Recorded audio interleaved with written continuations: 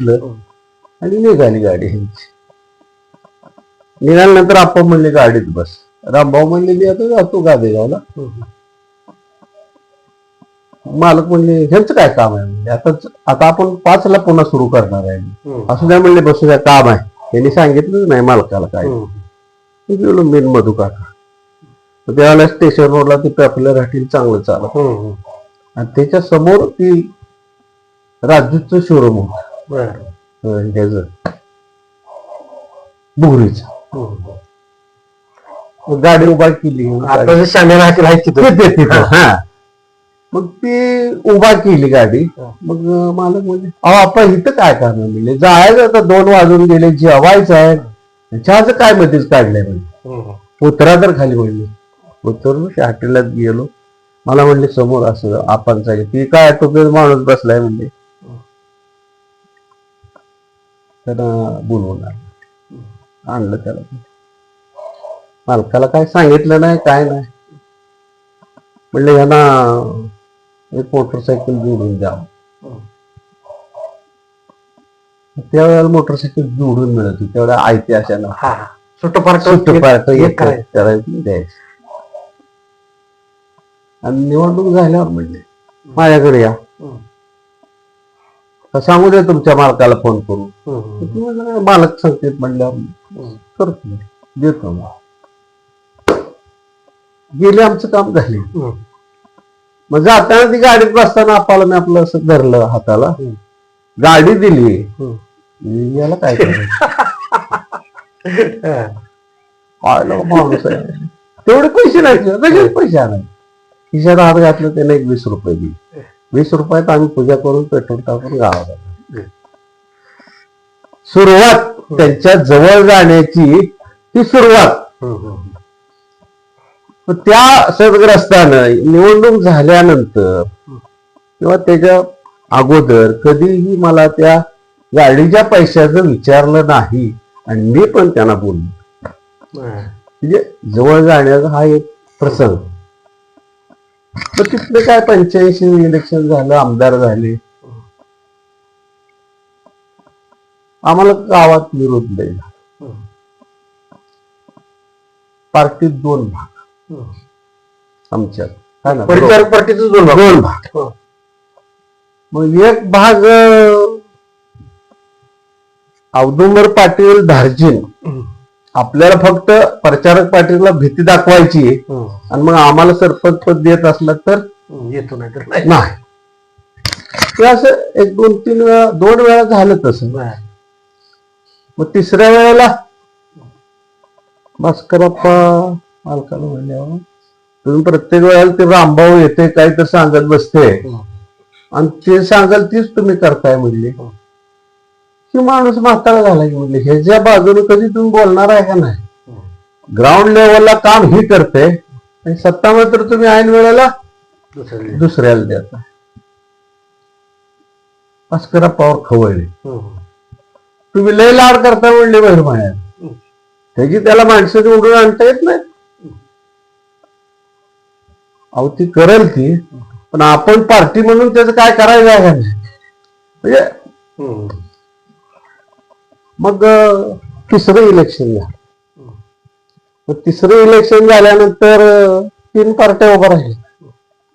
एक चिंतामणीची पार्टी औदुंबर अण्णाची, शंकर काळे आणि माझी. असं प्रत्येक वेळेला व्हायचं. शंकर काळे जर आपलं कधी जमलंच नाही. म्हणजे मालकाच्या पार्टीत असताना आणि मग मालक काय म्हणायचे रामभाऊ सांगायचे त्यांची त्यांना काय करायचं ती कळलं. आपण काय करायचं. आणि ऐन वेळेला निवडणूक झाली त्याचे 3 ह्याचे 2 त्याचे 4 असं आलं का ती मेळ घालायसाठी रामभाऊ धडपडायचे शंकर काळेच्या बाजूला. म्हणजे रामभाऊला बी काय बोलायचं. मग निवडणूक 3री लागल्यानंतर एक सभा होती उमा विद्यालयात आणि आमचं ग्रामपंचायतीचे 2-3 दिवसात आता अर्ज माघारी घ्यायचं होतं. निवडणूक लागली. मग तिथं भास्करप्पाने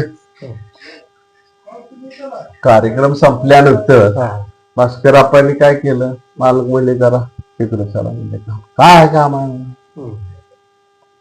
अहो 2 मिनिटं वेळ द्या ना, ती कुर्टीची माणसं आले. ठीक आहे बसली. त्यावेळेला त्याच्याकडे ती लाल दिव्याची गाडी. मग बसलो. काय म्हणले आपण, अहो ती कोर्टीची निवडणूक लागली, पहिल्यासारखं 3 पॅनल झाले ते शंकर काळ्याला काही तुम्ही सांगणार आहे का नाही? ह्या वेळेला त्याचा लाड करणार. आई तर बोलता म्हणले मी कशाला लाड करतोय, म्हणले ते रामभाव येतेत काय तर सांगतेत, तुम्ही त्या शंकर काळ्याला बोलणार आहे का नाही सांगा म्हणजे. आमच्या गणाला होते म्हणले संचालक, त्याला म्हणले अरे गाणा ते शंकर काळे आता कुठे भेटेल? आम्ही सांगितलं तिथे वाकरीला काम चालू आहे रोडचं, तिथं ते आहे. बस म्हणले गाणा गाडीत, तर मला दाखव म्हणजे. गेली ते दिवा दिसतात शंकरराव आले. मालक म्हणजे मला फोन करायला, मी तुम्हाला भेटायला, तुम्ही इकडे कसं काय आला? अहो असं असं कसं शंकरराव, तुम्ही राजे आहात, तुम्हाला आम्हाला भेटायला यावंच लागतं. तुमच्या कुर्टीला काय निवडणूक लागली असं कळलंय, तुम्ही इथं कसं काय? ती म्हटलं मला ज्या दिवशी मतदान आहे त्या दिवशी गेलो तरी माझी पार्टी घेतली नाही, मला माहित आहे म्हणली ती, तरी सुद्धा मी तुम्हाला काही गोष्टी सांगायला. त्यानं मालक बोलायच्या आधी मला बहिरुमाळी सोडून मालक काही सांगा. सुरुवातच बहिरुमाळीसाठी आलो नाही म्हणली. तुमच्या दोघांच्या भांडणात अण्णाची पार्टी तिथं आली आणि त्या पार्टीचा सरपंच झाला तर मला चालणार नाही. खूप झाला तुमचा लाड, असं झालं तर तुम्ही माझ्याकडे यायचं नाही, वळ गाडी म्हणली. एवढं सांगितलं मला. त्याच्यावर त्यांनी विचार केला आणि त्यांनी सगळं पॅनल जाऊन काढून घेतलं. जाऊन मालकाला म्हणला, मालक मी पॅनल काढून घेतलं, मी काय करू आता सांग, तुम्ही सांगाल तसं मी वागते. मग मालक म्हणले बहिरमाळ्याला पाडायचं नाही, पार्टीचा सरपंच करून तुम्ही माझ्याकडे यायचं. मी बहिरमाळ्यासाठी सांगत नाही, त्यांना काय पाहिजे तेच. तिथनं उठून आला, हाक्याच्याकडे गेला. हाक्याला म्हणलं असं असं झालंय, तुमचं आमचं काय आता जमत नाही, तर मला माझी पार्टी निवडून आणावं लागतं. तुम्ही तुमचं बघा म्हणजे. आता आम्हाला म्हणजे आतापर्यंत आपण केलं, पण इथनं माझ्या प्रपंचाला जर अडचण येत असेल तर मला तसं करून चालणार नाही.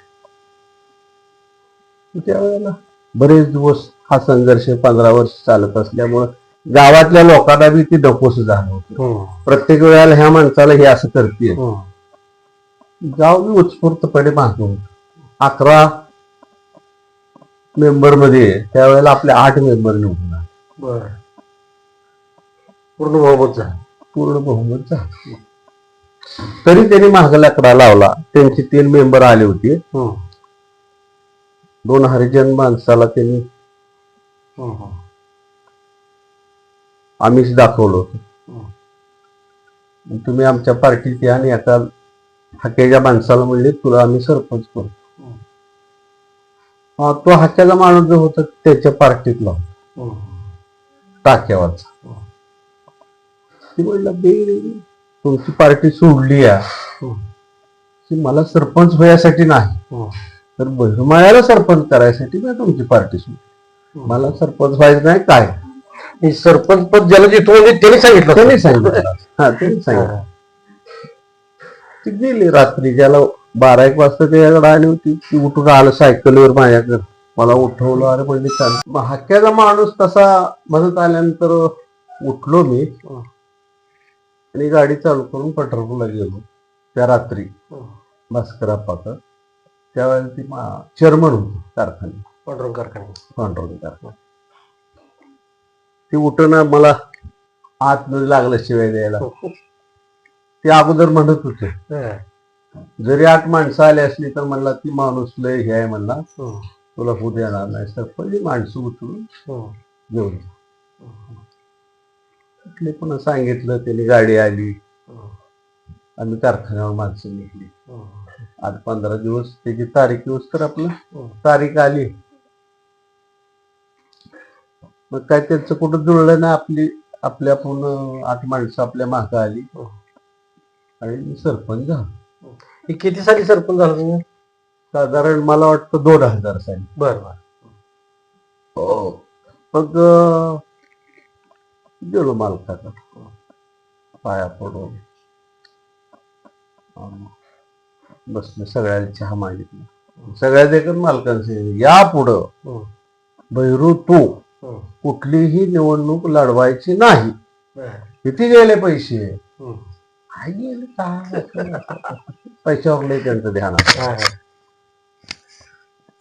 मग अशी त्यांची आपल्याबद्दल अशी एक भावना होती, तू एक सामान्य माणूस आहे, तुझं म्हणजे तू काय असा मोठा शेतकरी नाही, तर तू हे असलेलं करू नये. पुन्हा मी काय तुला कुठल्या निवडणुकीत उभा राहिल्याला मला चालणार नाही असं आपलं ठीक आहे म्हणलं. पण त्याच्यानंतर पुन्हा ग्रामपंचायतीची बरीच इलेक्शन झाली. म्हणजे 5 ला मी सरपंच संपलो, 5 वर्ष मी सरपंच होतो.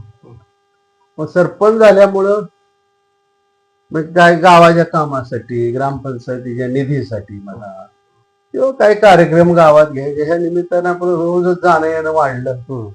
आपल्या कामाची उरक बघून मला म्हटलं एक दिवशी अरे सोसायटीचं तेवढं बदलावं असं मला वाटतंय म्हणले. मी म्हणलं हो मलाही वाटतंय, हाय मी त्यांच्या बरोबर जात असतो येत असतो. मी म्हणले ते सेक्रेटरी काय बरोबर नाही. मी म्हटलं आता त्यांना बी बरेच वर्ष झालेत, मला सुद्धा बदल पाहिजे म्हणून. ती म्हणली बदलून टाकू आपण. निवडणूक आल्यानंतर मग त्या सेक्रेटरीला बोलवून घेतलं आणि त्याला सांगितलं आता ही निवडणूक म्हणजे त्यावेळेला सगळं विरोधातच व्हायचं.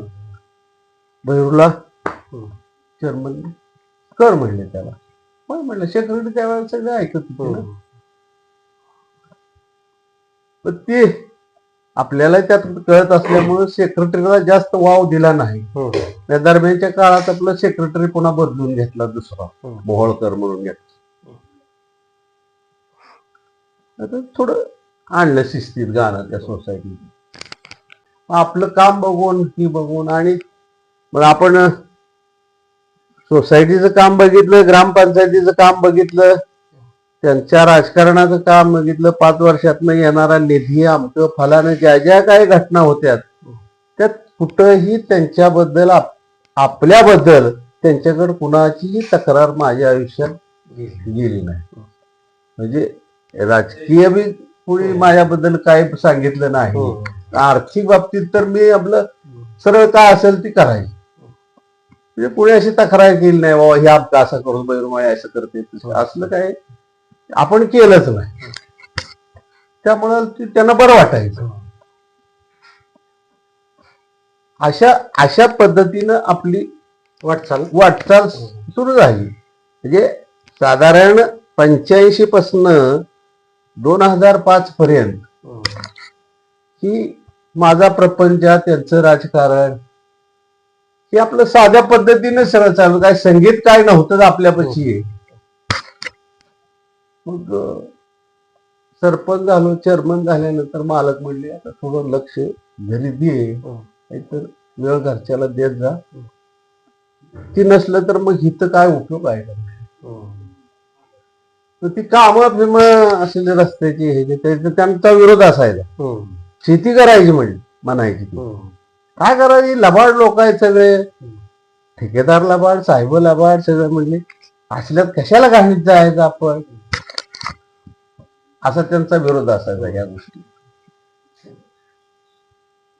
फक्त 85 पासून 2005 ला मालक निवडून आलेच, कारण एकूण 25 वर्ष आमदारकी त्यांनी. भालके निवडून कधी आले? 9 आहे. हा 9 ला आले, बरोबर आहे. म्हणजे हा त्यांचा 25 वर्षाचा काळ मालक सलग 85 पासून 10 सालापर्यंत होते. ही सगळं तालुक्याचं राजकारण करत असताना पार्टी हा एक विषय त्यांचा फार मोठा होता. बाहेर आता आमदार झाल्यामुळे बाहेर मुंबईला जाणं येणं त्यांचं वाढलं, त्या गोष्टी, त्यांचे सगळे सहकारी, आणि त्या शेवटच्या 5 वर्षामध्ये बाहेर लक्ष कारखाना चालू केला. 92 ला घेतला कारखाना आणि 96 ला चालू केला पांडुरंग सहकारी. मग 800 टनाचा कारखाना आज 10,000 टनांनी चालतोय. मग ह्याच्यासाठी काय लागणाऱ्या गोष्टी आहेत त्या, किंवा ह्याच्यासाठी लागणारी लायसन, आमकं फलानं, सरकार दरबारी जी काय पाहिजे होतं त्यात त्यांचा वेळ गेला. आणि थोडं माझ्या माहितीप्रमाणे लोकांकडे थोडं दुर्लक्ष झालं असं मला वाटतं बरं का. भालके निवडून यायचं कारण ते थोडं होतं, आणि भालके हुशार निघाला माणूस. आणि मला आणखी एक विचारायचं आहे, पहिल्यांदा असं झालं की दरवेळेला तिकीट जाहीर झाल्यावर मालकांचा प्रचाराचा नारळ रांनीत फोडला जायचा. त्यावेळेला पण 2009 ला मालकांचा नारळ रांनीत फोडला प्रचाराला. आणि त्यानंतर तिकीट कॅन्सल झालं. लोकांचा राग त्यामुळे पक्षावर लोकांनी काढला का तसा. मालकाचं आयत्या वेळेला तिकीट कॅन्सल केलं आणि विजयदादाला दिलं. हे तिकीट जाहीर करून दिलं. त्यामुळे असं काय झालं का? हा, लोकांच्या मनात रोष आला ना, पार्टीबद्दल ह्याच्याबद्दल लोकांच्या मनात रोष आला. आणि मालक तसं तर भालके मालकाच्या मतावर निवडून आला. हो, अशा पद्धतीनं पार्टीनं ही केल्यामुळं लोकांना राग आला पार्टीचा. काय करायचं, एवढं वर्ष एवढं करतेत मालक, तरी ऐन वेळेला आपलं तिकीट रद्द केलं तर आपणच आपलं भालक्याला मत टाकूया. त्या वेळेला लोकांची मनस्थिती नव्हती दादाला मतदान करायची, असं एकंदरीत चित्र होतं. पण कोणी बोलून दाखवत नव्हतं. अशामुळे भालके पुन्हा एकदा आमदार झाला. भालके पुन्हा काय तसा हुशार होता माणूस. भालक्यानं आमदारकीच्या काळात